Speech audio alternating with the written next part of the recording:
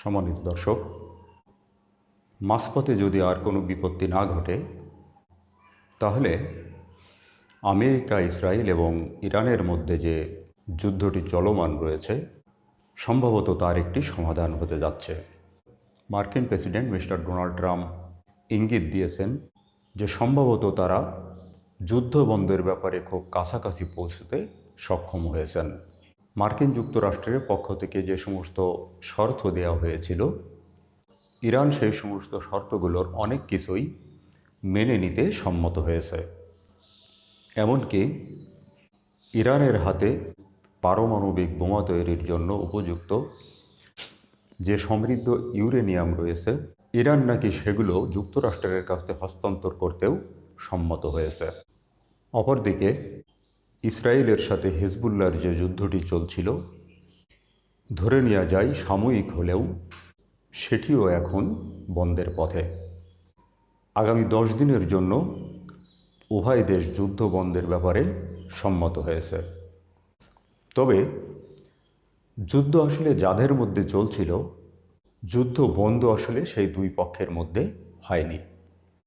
যুদ্ধ বন্ধ করতে সম্মত হয়েছে আক্রমণকারী ইসরায়েল এবং আক্রমণের শিকার লেবানন। কিন্তু আমরা সবাই জানি, যুদ্ধ আসলে লেবানন এবং ইসরায়েলের মধ্যে সংঘটিত হয়নি।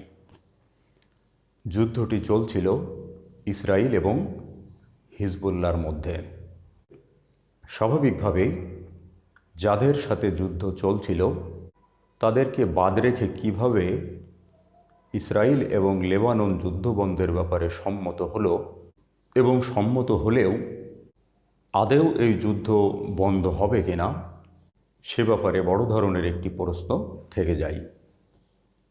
কারণ ইসরায়েল যুদ্ধ বন্ধ করলেও হিজবুল্লাহ এই যুদ্ধ বন্ধ মানবে কিনা সেটি এখন সবচেয়ে বড় প্রশ্ন। কারণ যুদ্ধ বন্ধের ব্যাপারে যে আলোচনা অনুষ্ঠিত হয়, সেখানে ইসরায়েল এবং লেবানন সরকারের প্রতিনিধিরা থাকলেও হিজবুল্লাহর কোনো প্রতিনিধি কিন্তু সেখানে উপস্থিত ছিল না।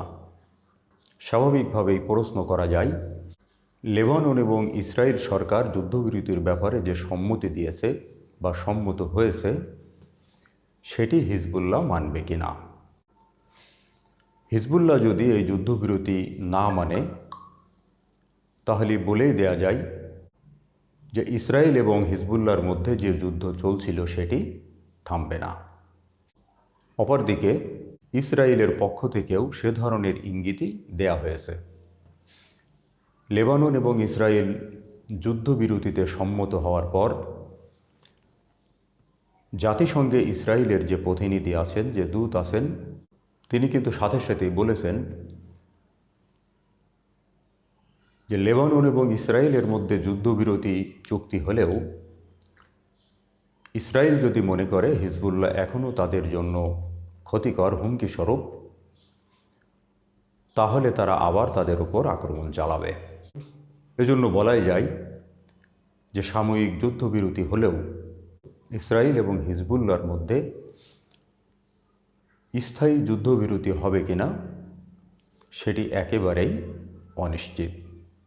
তবে আশার কথাও আছে, সেটি হলো ইসরায়েল এবং লেবাননের মধ্যে যে যুদ্ধবিরতির চুক্তিটি হয়েছে, সেই চুক্তিকে স্বাগত জানিয়েছে ইরান। ইরান যেহেতু যুদ্ধবিরতিকে স্বাগত জানিয়েছে, স্বাভাবিকভাবে ধরে নেওয়া যায় যে হিজবুল্লাহও এই চুক্তি মানতে পারে। তারাও আপাতত ইসরায়েলের উপর আর কোনো হামলা চালাবে না। আমরা সবাই জানি যে হিজবুল্লাহ ইরানের সমর্থনপুষ্ট একটি সংগঠন। তাদের শক্তিমত্তার মূল উৎসও ইরান। ইরান যদি হিজবুল্লাহকে এই যুদ্ধ থামাতে বলে, তাহলে অবশ্যই হিজবুল্লাহ ইসরায়েলের উপর আপাতত আর কোনো আক্রমণ নাও চালাতে পারে। অন্যদিকে একই অবস্থা ইসরায়েলের ক্ষেত্রেও। ইসরায়েল কোনোভাবেই আপাতত লেবানন যুদ্ধ বন্ধ করার পক্ষে ছিল না।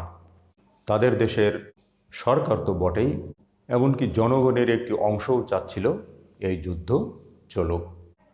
দিন দুয়েক আগে লেবানন এবং ইরান যুদ্ধ চালু রাখার ব্যাপারে নতুন করে সরকারি অনুমোদন লাভ করে। এর বাইরে ইরান এবং হিজবুল্লাহর সাথে যেভাবে যুদ্ধবিরতি কার্যকর করা হচ্ছে বা হতে যাচ্ছে, সেই পদক্ষেপটিও খুব ভালোভাবে নেয়নি ইসরায়েল। কারণ ইরানের সাথে যে যুদ্ধবিরতি হতে যাচ্ছে সেটি হচ্ছে একক আমেরিকার ইচ্ছাই। সেখানে ইসরায়েলের কোনো মতামত প্রাধান্য পাচ্ছে না। ইতিপূর্বে ইসলামাবাদে যে বৈঠকটি অনুষ্ঠিত হয়, সেই বৈঠকটি আমেরিকা এবং ইরানের প্রতিনিধিদের উপস্থিতিতেই সম্পন্ন হয়। সেখানে ইসরায়েলের কোনো প্রতিনিধি ছিলেন না। এ নিয়ে সে দেশের জনগণের মধ্যেও ক্ষোভ রয়েছে। কিন্তু ইসরায়েলের যেহেতু মার্কিন যুক্তরাষ্ট্রের বিপক্ষে যাওয়ার সুযোগ নেই, স্বাভাবিকভাবেই ইসরায়েল কোনোভাবেই আমেরিকার সিদ্ধান্তের বিপক্ষে যেতে পারছে না। তবে তারা লেবানন যুদ্ধটি চালিয়ে যাওয়ার পক্ষে ছিল। তারা চাচ্ছিল অন্তত নেতানিয়াহু সরকারের মুখ রক্ষার স্বার্থেই লেবানন যুদ্ধটি চলুক। আর সে লক্ষ্যেই তারা লেবাননে হামলার মাত্রাও বাড়িয়ে দিয়েছিল কয়েক গুণ। কিন্তু সেটিও তারা চালু রাখতে পারল না আমেরিকার ধমক খেয়ে। এবং তারই অংশ হিসাবে উভয় দেশ অন্তত 10 দিনের জন্য হলেও যুদ্ধবিরতিতে যেতে সম্মত হয়েছে। এখন দেখা যাক 10 দিন পরে কি ঘটে। আমরা সে প্রতীক্ষায় থাকি। ততক্ষণ ভালো থাকবেন, সুন্দর থাকবেন, সুস্থ থাকবেন। সবার জন্য শুভকামনা।